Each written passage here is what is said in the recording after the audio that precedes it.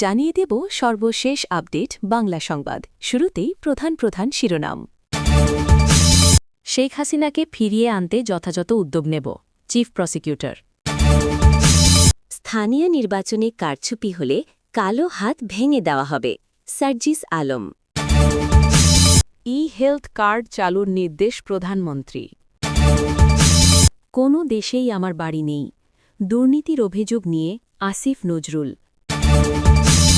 রাষ্ট্রদূত হচ্ছেন ৩ সেনা কর্মকর্তা। জ্বালানি সরবরাহ স্বাভাবিক রাখতে বিকল্প খুঁজছে সরকার। জাতীয় স্বার্থের প্রশ্নে দলীয় বিভাজন থাকা উচিত না, এমপি আক্তার। ইসলামের দুশমনরা তারেক রহমানের বিরুদ্ধে ষড়যন্ত্র করছে, ধর্মমন্ত্রী। এতক্ষণ শুনছিলেন সংবাদ শিরোনাম, এখন শুনবেন বিস্তারিত।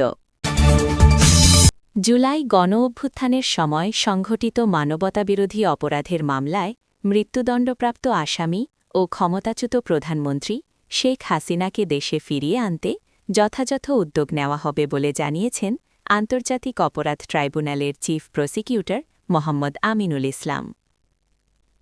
বুধবার ৪ মার্চ আন্তর্জাতিক অপরাধ ট্রাইব্যুনাল প্রাঙ্গণে সাংবাদিকদের প্রশ্নের জবাবে তিনি একথা বলেন।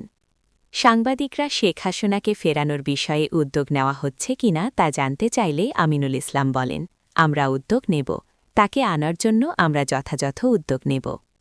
চিফ প্রসিকিউটর আরও বলেন, শেখ হাসিনা ভারতে অবস্থান করছেন বলে তারা জানেন।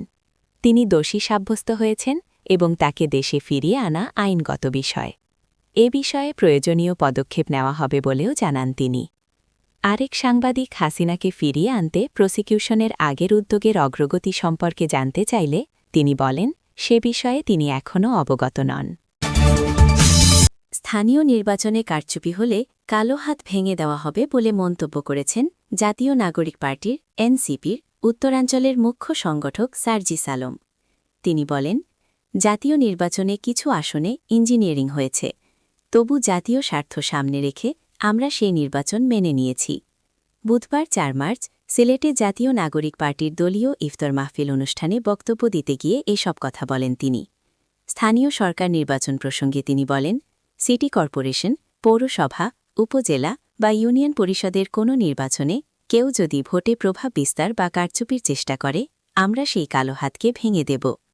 সার্জিস আলম বলেন, জনগণের ভোটের অধিকার জনগণকেই বুঝিয়ে দিতে হবে। কোনো ব্যক্তি বা গোষ্ঠী যদি ভোটাধিকার কেড়ে নেওয়ার চেষ্টা করে, জনগণ তা মেনে নেবে না। জনগণের চিকিৎসা সেবা নিশ্চিত করতে হেলথ কার্ড চালুর নির্দেশনা দিয়েছেন প্রধানমন্ত্রী তারেক রহমান। বুধবার ৪ মার্চ দুপুরে সচিবালয় প্রধানমন্ত্রীর দপ্তরে স্বাস্থ্য মন্ত্রণালয়ের মন্ত্রী, প্রতিমন্ত্রী, উপদেষ্টা ও স্বাস্থ্য বিশেষজ্ঞদের সঙ্গে এক বৈঠকে এ নির্দেশনা দেন প্রধানমন্ত্রী। প্রধানমন্ত্রীর অতিরিক্ত প্রেস সেক্রেটারি আতিকুর রহমান রুমন পরে সাংবাদিকদের এ তথ্য জানান। তিনি বলেন, প্রধানমন্ত্রী হেলথ কার্ড চালুর কাজ শুরু করতে স্বাস্থ্যমন্ত্রীকে যথাযথ নির্দেশনা দিয়েছেন। সরকারের নীতি হচ্ছে চিকিৎসা সেবা জনগণের দোরগড়ায় পৌঁছে দেওয়া। এ ব্যাপারে মন্ত্রণালয়কে আরও সক্রিয় হওয়ার নির্দেশ দিয়েছেন প্রধানমন্ত্রী। বৈঠকে সরকারি বিভিন্ন মন্ত্রণালয় ও সংস্থার পরিত্যক্ত ভবনসমূহ চিহ্নিত করে সেগুলিকে স্বাস্থ্য ও পরিবার কল্যাণ মন্ত্রণালয়ের অধীনে নিয়ে স্বাস্থ্য কেন্দ্র করার বিষয়েও আলোচনা হয়েছে। জীবনে কখনো কোনো দুর্নীতি করেননি দাবি করে সাবেক আইন উপদেষ্টা আসিফ নজরুল বলেছেন, বাংলাদেশ ছাড়া অন্য কোনো দেশে তার বাড়ি বা সম্পত্তি নেই। অন্তর্বর্তী সরকারের বিদায়ের পর তার দুর্নীতির নতুন নতুন খবর ডালাপালা মেলছে উল্লেখ করে এ প্রসঙ্গে নিজের অবস্থান স্পষ্ট করেছেন সাবেক অন্তর্বর্তী সরকারের সাবেক আইন উপদেষ্টা আসিফ নজরুল। বুধবার ৪ মার্চ রাতে নিজের ভেরিফাইড ফেসবুক পেজে আসিফ নজরুলের দুর্নীতি শিরোনামে দেওয়া এক পোস্টে এসব কথা বলেছেন তিনি। সাবেক আইন উপদেষ্টা আসিফ নজরুলের ফেসবুক পোস্টটি নিচে তুলে ধরা হল। আসিফ নজরুলের দুর্নীতি। আসিফ নজরুল আমেরিকায় বাড়ি কিনেছেন, বউ বাচ্চা সব আমেরিকায় চলে গেছে, সেও শীঘ্রই আমেরিকায় ভেগে যাবে, এরকম একটা গুজব বছরখানেক আগে ইউটিউবে ছাড়া হয়। বিপুল সংখ্যক মানুষ এটি দেখেন এবং কিছু লোক তা বিশ্বাস করাও শুরু করেন।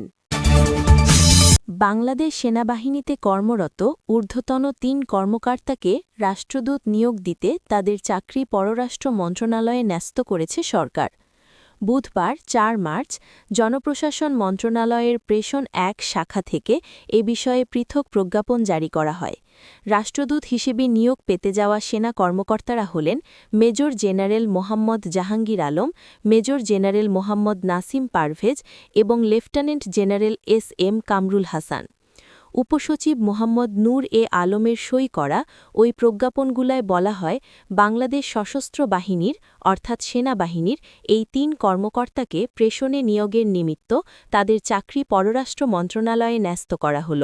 জনস্বার্থে জারি করা এই আদেশ অবিলম্বে কার্যকর হবে বলেও প্রজ্ঞাপনে উল্লেখ রয়েছে।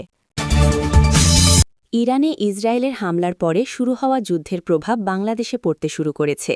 মধ্যপ্রাচ্যের দেশ সৌদি ও কাতারে ইরানের হামলার কারণে দেশ দুটি তাদের এলএনজি উৎপাদন এবং তেল উত্তোলন ও শোধনের কাজ বন্ধ করে দিয়েছে। বাংলাদেশ এলএনজি, অপরিশোধিত ও পরিশোধিত জ্বালানি তেল, তরলীকৃত পেট্রোলিয়াম গ্যাস সহ এলপিজি প্রায় সব জ্বালানির সিংহভাগই আনা হয় মধ্যপ্রাচ্য ও উপসাগরীয় দেশ কাতার, সৌদি আরব, সংযুক্ত আরব আমিরাত এবং ওমান থেকে। অনেক দেশের মতো বাংলাদেশও জ্বালানি সংকটে পড়তে যাচ্ছে। স্পট মার্কেটেও এলএনজি পাওয়া যাচ্ছে না। এই অবস্থায় বাংলাদেশ জ্বালানির সাশ্রয়ী ব্যবস্থাপনার মাধ্যমে সরবরাহ স্বাভাবিক রাখার চেষ্টা করছে। এরই মধ্যে গ্যাস সরবরাহে রেশনিং শুরু করা হয়েছে। আগামী সপ্তাহ থেকে বিদ্যুতে শিডিউল করে লোডশেডিং শুরু হচ্ছে। পাশাপাশি সরকারের পক্ষ থেকে জনগণকেও পরিস্থিতি বিবেচনায় সাশ্রয়ী ব্যবহারের আহ্বান জানানো হয়েছে। রংপুর ৪ আসনের নবনির্বাচিত সংসদ সদস্য ও এনসিপির সদস্য সচিব আক্তার হোসেন শিল্প কারখানা স্থাপন ও তিস্তা মহাপরিকল্পনা বাস্তবায়নে দলমত নির্বিশেষে ঐক্যবদ্ধ হওয়ার আহ্বান জানিয়েছেন। তিনি বলেন, এলাকার উন্নয়ন ও জাতীয় স্বার্থের প্রশ্নে কোনো দলীয় বিভাজন থাকা উচিত নয়। বুধবার ৪ মার্চ সন্ধ্যায় পীরগাথা উপজেলার ইটাকুমারী ইউনিয়নের দামুরচাকলা বাজারের দেওয়ান সালে আহমেদ নুরানি হাফিজিয়া মাদ্রাসা ও এতিমখানায় ইফতারের পর স্থানীয়দের সঙ্গে এক মতবিনিময়কালে তিনি এসব কথা বলেন। আক্তার হোসেন বলেন, কাজের সন্ধানে অনেক মানুষকে ঢাকায় গার্মেন্টসে যেতে হয়। যদি আমাদের এলাকায় শিল্পকল কারখানা গড়ে ওঠে তাহলে মানুষকে আর ঢাকায় যেতে হবে না। তিস্তা মহাপরিকল্পনার প্রসঙ্গে তিনি বলেন, এটি কোনো একক দলের ইস্যু নয়, বরং জাতীয় স্বার্থর বিষয়। আসাদুল হাবিব দুলু এখন পূর্ণমন্ত্রী। আমাদের প্রত্যাশা তিনি যেন তিস্তা মহাপরিকল্পনা বাস্তবায়নে কার্যকর ভূমিকা রাখেন। প্রয়োজনে আমরা সবাই দলমত ভুলে একসঙ্গে কাজ করব। প্রধানমন্ত্রী তারেক রহমানের বিরুদ্ধে ইসলামের দুশমনরা ষড়যন্ত্র করছে যেন তিনি কাজ করতে না পারেন, এমন মন্তব্য করেছেন ধর্মমন্ত্রী কাজী শাহ মুফাজ্জল হোসাইন কায়কোবাদ। বুধবার ৪ মার্চ ঢাকা বিশ্ববিদ্যালয়ের ঢাবি টিএসসি মিলনায়তনে আয়োজিত হিফজুল কোরআন প্রতিযোগিতার চূড়ান্ত পর্ব ও পুরস্কার বিতরণী অনুষ্ঠানে তিনি এসব কথা বলেন। ধর্মমন্ত্রী বলেন, স্বাধীনতার পর দেশের রাজনৈতিক ও সামাজিক প্রেক্ষাপটে ইসলামী মূল্যবোধ পুনঃপ্রতিষ্ঠায় জিয়াউর রহমান গুরুত্বপূর্ণ ভূমিকা রাখেন। সংবিধানে বিসমিল্লাহির রহমানির রহিম সংযোজন এবং আল্লাহর উপর পূর্ণ আস্থা ও বিশ্বাস স্থাপনের ঘোষণা ছিল একটি ঐতিহাসিক পদক্ষেপ। ধর্মমন্ত্রী তার বক্তব্যে প্রধানমন্ত্রী তারেক রহমানের জন্য দোয়া করার আহ্বান জানান। তিনি বলেন, তার বিরুদ্ধে ইসলামের দুশমনরা ষড়যন্ত্র করছে যেন তিনি কাজ করতে না পারেন। এজন্য আপনারা 2 রাকাত নফল নামাজ পড়ে তার জন্য দোয়া করবেন।